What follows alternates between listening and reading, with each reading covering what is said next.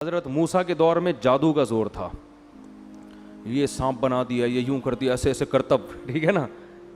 تو وہ لوگ جادو کو سمجھتے تھے کہ جادو کیا ہوتا ہے. اللہ نے حضرت موسیٰ کو جو معجزے دیے نا, وہ والے معجزے جو جادوگر دکھایا کرتے تھے, اس طرح کے جادو. گریبان میں ہاتھ ڈالا, ہاتھ کیا ہو رہا ہے, سورج کی طرح چمک رہا ہے. یہ جادوگروں کے اس زمانے میں کرتب ہوا کرتے تھے. لاٹھی کو کیا بنا رہے ہیں, سانپ. اللہ نے کہا جادوگر بھی یہ کام کرتا ہے, آپ بھی کرو. لیکن جادوگر جب یہ کرتا ہے تو نظر کا دھوکا ہوتا ہے, آپ جب کرو گے تو سچی مچی کا ہو جائے گا.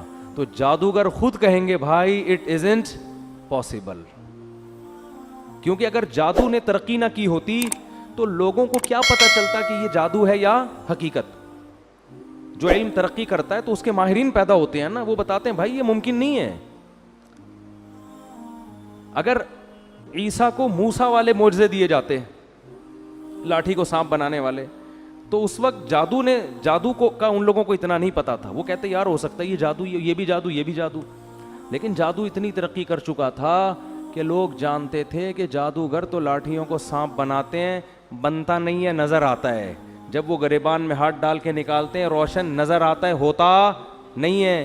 ادھر تو بھائی سچی مچی کا ہو رہا ہے بھائی, یہ کھوپڑی میں آنے والی بات نہیں ہے, یہ تو ممکن ہی نہیں ہے.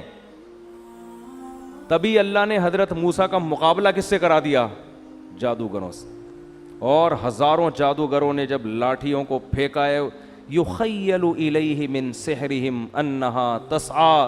قرآن کہتا ہے پبلک کو دیکھنے میں ایسا لگا, حقیقت میں نہیں تھی وہ, دیکھنے میں ایسا لگا, ان کے جادو نے نا آنکھوں کو ایسے پردے ڈال دیے تھے, پبلک کو اور حضرت موسیٰ کو ایسا لگا کہ یہ سانپ ہے جو میری طرف دوڑ رہا ہے. اللہ خود قرآن میں کہتے ہیں یخیل, خیالی دنیا میں تھا, حقیقت میں ایسا نہیں تھا. ادھر موسیٰ علیہ السلام کو اللہ نے کہا آپ لاٹھی زمین پہ ڈالیں. جب حضرت موسیٰ نے ڈالی ہے فَإِذَا هِيَ ثُعْبَانٌ مُبِينٌ, واقعی اژدہا بن گئی. تبھی تو قرآن کہتا ہے کہ جادوگر ایک سیکنڈ بھی نہیں ٹھہرے, فوراً سجدے میں گر گئے. یہ نہیں کہ انہوں نے مشورہ کیا ہو کہ بھائی یہ دیکھو ذرا یہ بھی جادو ہے, ہمارا بھی جادو, تو ایکچولی ذرا ہم غور کرتے ہیں, ایک کانفرنس بلاتے ہیں, ہمارا آپس میں اس میں مذاکرہ ہوگا کہ اس کا لیبارٹری ٹیسٹ کروائیں کہ یہ سانپ واقعی سچی مچی کا ہے یا جھوٹی موٹی کا ہے کیا یہ. قرآن کہہ رہا ہے نا نا نا نا نا, فَأُلْقِي, دو لفظ قرآن میں بلاغت کے, ایک فا اور ایک القیا. فا کا مطلب فوراً, ادھر لاٹھی سانپ بنی ہے, ادھر جادوگر فوراً. اور قرآن کہہ رہے سجدے میں گرے نہیں, القیا, گرا دیے گئے. گرا دیے گا کیا مطلب, اس کو کہتے ہیں ریفلیکٹ ایکشن. بعض دفعہ سوتے میں استری کے قریب آپ کا ہاتھ آتا ہے اور لاشعوری طور پر پیچھے ہٹ جاتا ہے, ہوتا ہے نا ایسے. یار ایک تو آپ لوگ کو اب سائنس اور ٹیکنالوجی بھی سکھانی پڑے گی. دیکھو دھماکہ ہوتا ہے بعض دفعہ, ہم اچھلتے پہلے ہیں, سوچتے بعد میں کہ ہوا کیا ہے. ایسا ہی ہے کہ نہیں ہے. اللہ نے ہمارے اندر کچھ لاشعوری ایسی سینس رکھی ہے, وہ ہمیں حادثات میں کام آتی ہے.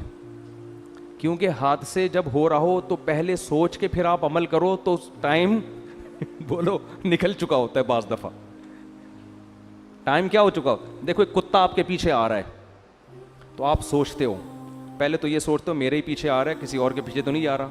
سوچنے کا ٹائم ملتا ہے نا آپ کو, کیونکہ جیسے کتا بھاگ سکتا ہے آپ بھی بھاگ سکتے ہو. آپ سوچتے ہو, پھر آپ غور کرتے ہو نہیں یار یہ میری طرف ہی آ رہا ہے, کتنی اسپیڈ سے آ رہا ہے, اسپیڈ چیک کرتے ہو آپ اس کی. پھر آپ یہ سوچتے ہو کہ اس سے بچنے کا میرے پاس بھاگنے کے علاوہ بھی کوئی راستہ ہے. اگر بھاگنے کے علاوہ راستہ ہے تو مجھے تگڑ بھاگنے کی کیا ضرورت ہے. تو آپ کا دماغ کام کرتا ہے, آپ پتھر اٹھا لیتے ہو کہ یار پتھر سے ماروں گا بھاگ جائے گا, تو مجھے بھاگنے کی ٹینشن لینے کی ضرورت نہیں ہے.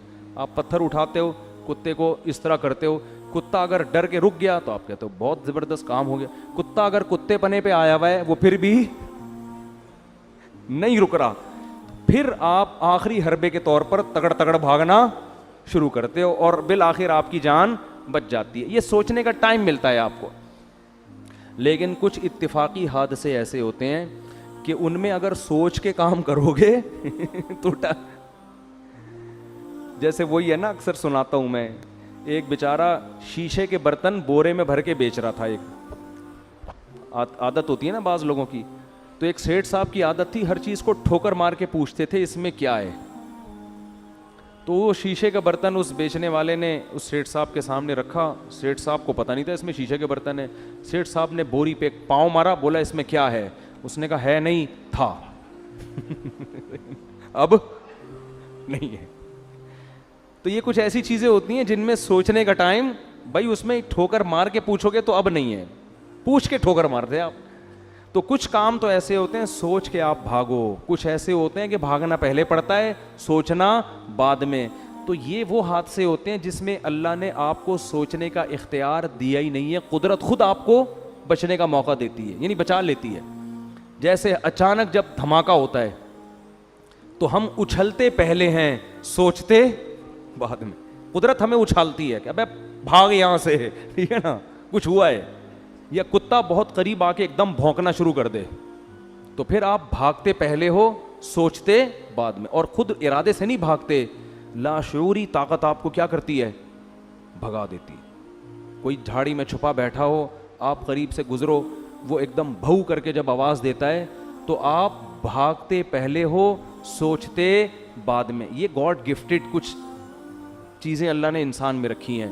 یہ اس لیے رکھی ہیں کہ حادثوں, ایمرجنسی جب نافذ ہونا تو آپ کو سوچنا نہ پڑے.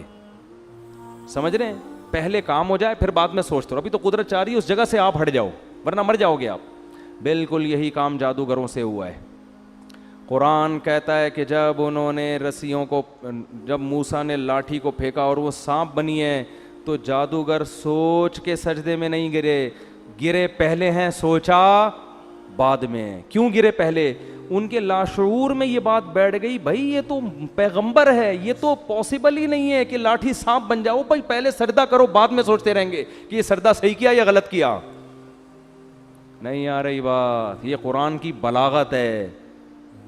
جب موسیٰ نے لاٹھی کو پھینکا ہے, قرآن کہہ رہا ہے فَأُلْقِي, جادوگروں کو لاشعوری طاقت نے سجدے میں گرا دیا. یہ لاشعوری طاقت کون تھی؟ یہ وہی جو ہمیں دھماکوں کے وقت ہوشیار کر دیتی ہے, ہم ہل جاتے ہیں اچانک.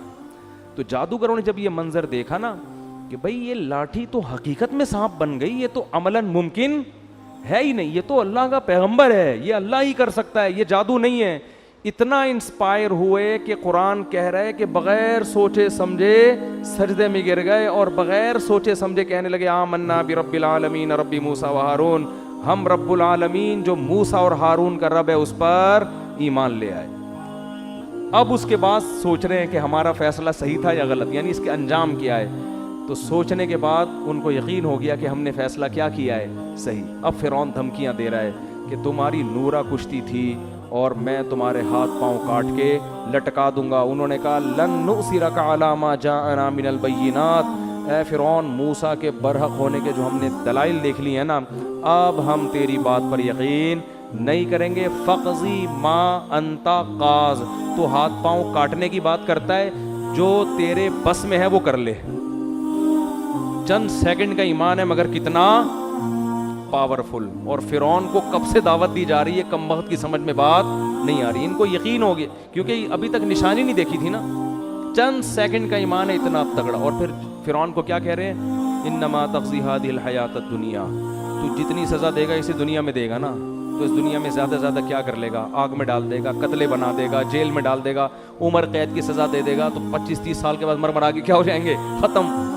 اور آگے کہنے لگے ہم جو رب پر ایمان لائے ہیں نا, رب پر, اس پر جو ہمیں رب دے گا, واللہ خیر و ابقا, گاڈ کا جو انعام ہے وہ تجھ سے زیادہ اچھا بھی ہے اور ہمیشہ باقی رہنے والا بھی.